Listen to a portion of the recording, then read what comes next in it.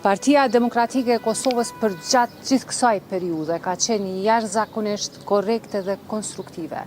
Dhe kemi ofruar rrugdalje nga kjo gjendje e blokadës në të cilën jemi futur ekskluzivisht fal kokëforcisë së zotit Albin Kurti dhe ambicjes së zonjës Albulena Haxhiu.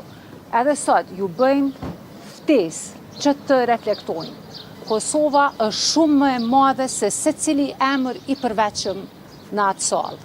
Ne jemi të gatshëm për zgjidhje, kemi dhënë propozimet tona, në këtë pikë shpresojmë që sot zoti Kurti të reflektoj, qytetarët e Kosovës na kanë votuar për të dhënë zgjidhje për problemet e shumta me të cilat ata ballafaqohen çdo ditë, po jemi dëshmitar të rritjes së çmimit të energjisë elektrike, rritjes së kostos së jetesës, është bërë pa përballueshme për një pensionist që të kaloj muajin në Kosovë, e ne vim këtu tash 22 herë pa asnjë rezultat. Pse?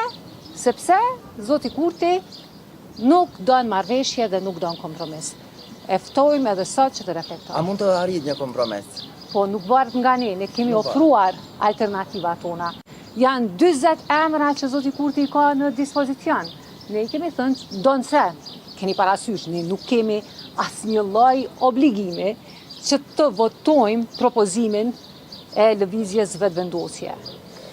Është detyrë e zotit Kurti që të krijojë shumicën parlamentare. Po me që nuk ka shumicë parlamentare, ne kemi dhënë opsionet tona. Zoti Kurti duhet reflektojë.